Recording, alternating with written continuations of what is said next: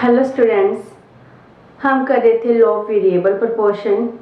आज हम करेंगे causes of application of law of variable proportion and the rationalistics. Law of variable proportion में हमने क्या किया था, जब हमारे पास fixed factor and variable factor होते हैं,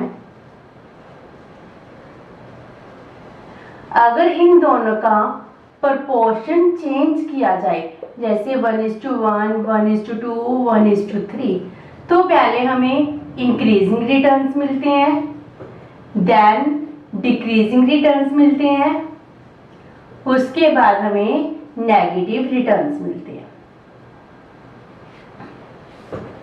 इसके क्या कॉजेस हैं? क्या जब इनका प्रोपोर्शन चेंज कर रहे हैं तो इंक्रीजिंग, डिक्रीजिंग और नेगेटिव रिटर्न्स क्यों मिल रहे हैं? हम इनके कॉजेस करते हैं। First of all, causes of increasing returns. क्या? जो हम fixed factor and variable factor का प्रोपोर्शन चेंज करते हैं तो पहले हमें इंक्रीजिंग रिटर्न्स मिल रहे हैं। इनके कॉजेस क्या हैं?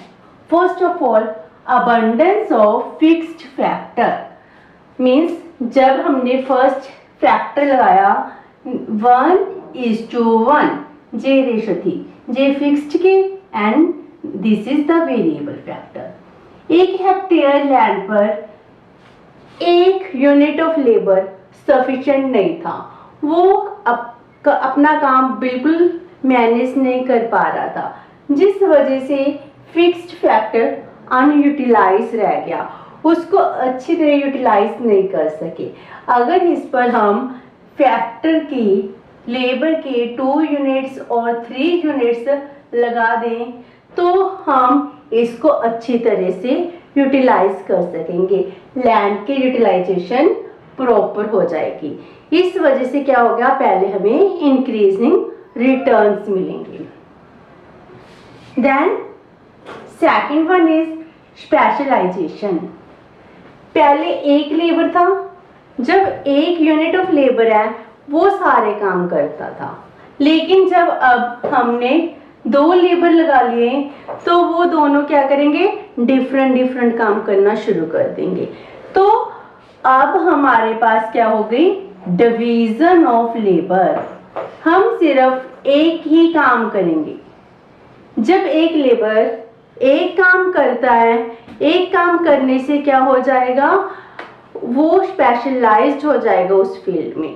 तो क्या हो रहा है कि एक लेबर एक काम रिपीटेड करता जा रहा है। जब हम एक काम को बार बार रिपीट करेंगे तो हम उसमें स्पेशलाइज्ड हो जाएंगे, हमारी एफिशिएंसी इंक्रीज हो जाएगी, जिस वजह से क्या होता है, रिटर्न्स इंक्रीज हो जाते हैं। तो पहला कॉज क्या हो गया, फिक्स्ड फैक्टर को हमने प्रॉपर यूटिलाइज करना शुरू कर दिया। एंड सेकंड क्या हो गया, डिवीजन ऑफ लेबर हो गई, और लेबर की डिवीजन होने से हर एक लेबर में एफिशिएंसी इंक्रीज होगी और वो अपने फील्ड में स्पेशलाइज्ड होगी। जैसे मैं इकोनॉमिक्स पढ़ा रही हूँ, इकोनॉमिक्स में क्या है, मेरी स्पेशलाइजेशन हो गया। अगर आप मुझे कंप्यूटर साइंस पढ़ा लो, मैं कंप्यूटर नहीं पढ़ा पाऊंगी, उसमें मेरी स्पेशलाइज नहीं है। क्यों? क्योंकि कंप्यूटर का हमें बेसिक आता है, क्या उसको हम टीच कर सकते हैं, नहीं कर सकते। सो हम जिस फील्ड में हैं, मैं सोशल साइंस टीच कर सकती हूँ, लेकिन मैं मेडिकल या नॉन मेडिकल साइंस ग्रुप उसको टीच नहीं कर सकती। सो इसमें क्या होगी, मेरी स्पेशलाइजेशन होगी है, मेरी स्पेशलाइजेशन इन सोशल साइंस है। सो यही काम किस में हो रहा है, एग्रीकल्चर में हो रहा है। उसमें जब लेबर एक काम कर रहा है, उसमें वो स्पेशलाइज्ड हो जाता है, स्पेशलाइज्ड होने से एफिशिएंसी इंक्रीज हो जाती है, जिस वजह से हमें इंक्रीजिंग रिटर्न्स मिलते हैं। देन सेकंड है कॉजेस ऑफ डिक्रीजिंग रिटर्न्स। जो हमारे रिटर्न थे सेकंड स्टेज में, जे किस में मिल रही थी हमें, स्टेज 1 में। अब सेकंड स्टेज में क्या हो रहा था, हमें डिक्रीजिंग रिटर्न्स मिलते हैं। उसके क्या कॉजेस हैं? First of all, scarcity of fixed factor. हमने फिक्स्ड फैक्टर का प्रोपोर्शन नहीं चेंज किया, हमने किसका प्रोपोर्शन चेंज किया है, ओनली वेरिएबल फैक्टर का। तो वेरी, अब 1:4, 1:5, 1:6। अब हम दोनों को कंपेयर करें, जे land, this is a labour. एक हेक्टेयर ऑफ लैंड पर हमने लेबर लगा दिए 4 यूनिट्स, अब 5 यूनिट्स, अब 6 यूनिट्स लगा दिए। तो अब क्या हो गया, फिक्स्ड फैक्टर है, इस जे कम लगने लगा कंपेयर टू द लेबर, उसकी स्केर्सिटी लगने लगी, वो कम लग रहा है क्योंकि वो प्रॉपर यूटिलाइज हो चुका है। उस पर और ज्यादा लेबर लगा लगा कर हम ज्यादा प्रोडक्शन इंक्रीज नहीं कर सकते। अगर प्रोडक्शन इंक्रीज होगी तो वो बहुत कम अमाउंट में होगी, तो वो उस प्रोपोर्शन से इंक्रीज नहीं हो रही जिस प्रोपोर्शन से हम लेबर लगा रहे हैं। सो स्केर्सिटी ऑफ फिक्स्ड फैक्टर की वजह से हमारी जो टोटल प्रोडक्शन है वो इंक्रीज तो हो रही है, लेकिन एट द डमिनिशिंग रेट, रिटर्न्स हमारे डमिनिश कर रहे हैं। इट मीन्स क्या है, मार्जिनल प्रोडक्ट ऑफ लेबर क्या कर रहा है, डमिनिश कर रहा है। So total product is increasing at the diminishing rate at this stage because land is the scale factor. Second है indivisibility of fixed factor. Indivisibility of fixed factor. Indivisibility का meaning क्या है, divisible का मीनिंग क्या होगा, divide करना। Indivisible जिसको divide ना किया जाए। इट मीन्स क्या है, लैंड या फिर मशीनरी इक्विपमेंट, जे क्या है, इनडिविजिबल है।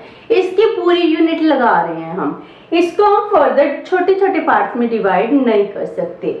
सो इसको प्रॉपर यूटिलाइज कर सकते हैं। जैसे आप एक मशीन ले लो, ठीक है, एक मशीन को आप कितना टाइम यूटिलाइज कर सकते हो, मैक्सिमम 24 आवर्स उसकी मैक्सिमम कैपेसिटी है। अगर उस पर आपने पहले एक मशीन है, अगर एक मशीन पे हमने एक लेबर लगा दी, वो 8 आवर्स काम कर रहा है, अगर 2 लगा दी तो मान लो वो 16 आवर्स काम करने लग जाएंगे, अगर 3 लगा दी तो वो 24 आवर्स काम करने लग जाएंगे, 4 लगा लिया, उससे स्पेशलाइजेशन हो जाए, कोई काम डिवाइड हो जाए। सो 24 आवर्स, इसको मैक्सिमम हम 24 आवर्स ही यूज कर सकते हैं एक मशीन को। अगर आप 4 फैक्टर, 5, 6, 7, 8 कितने मर्जी फैक्टर लगा दो तो मशीन को फर्दर डिवाइड नहीं किया जा सकता, इसको प्रॉपर पार्ट में डिवाइड नहीं कर सकते। इसको हम एक दिन में 24 आवर्स ही चला सकते हैं, इससे ज्यादा नहीं चला सकते। सो जब हम इस पर ज्यादा फैक्टर्स हम लेबर के लगा लेंगे तो उससे क्या होगा, प्रोडक्शन इंक्रीज नहीं करेगी, तो फिर हमें क्या मिलेंगे, डिमिनिशिंग रिटर्न्स मिलने स्टार्ट हो जाएंगे, क्योंकि हमारे जो फिक्स्ड फैक्टर थे हम उसको ऑलरेडी प्रॉपर यूटिलाइज कर चुके हैं। जितने यूनिट्स ऑफ लेबर हमें जरूरत थी हमने वो उतने इम्पोज कर दिए हैं। अब हम ज्यादा फैक्टर लगाएंगे, उससे ज्यादा प्रोडक्टिविटी इंक्रीज नहीं होगी। Then imperfect substitutability of the factors, जो हमारे फैक्टर हैं लैंड एंड लेबर, ये दोनों इम्परफेक्ट सब्स्टिट्यूट हैं। इम्परफेक्ट सब्स्टिट्यूट कैसे हैं कि लैंड की जगह लेबर, लेबर की जगह लैंड हम नहीं लगा सकते, लैंड लेबर को परफेक्टली सब्स्टिट्यूट नहीं कर सकता। जैसे टी की जगह कॉफी, वो सब्स्टिट्यूट था, लेकिन लैंड की जगह लेबर, लेबर की जगह लैंड लगा ले, ये तो एक दूसरे के बिल्कुल भी सब्स्टिट्यूट नहीं है। सो फिक्स्ड फैक्टर या लैंड लेबर जो भी हमारे फैक्टर्स ऑफ प्रोडक्शन है वो क्या है, इम्परफेक्ट सब्स्टिट्यूटेबल। जब कोई फैक्टर इम्परफेक्ट सब्स्टिट्यूट होगा तो अगर हम एक फैक्टर के ही डोजेस इंक्रीज करते जाएंगे तो हमें कौन से रिटर्न्स मिलेंगे, नेगेटिव रिटर्न्स मिलना शुरू हो जाएंगे।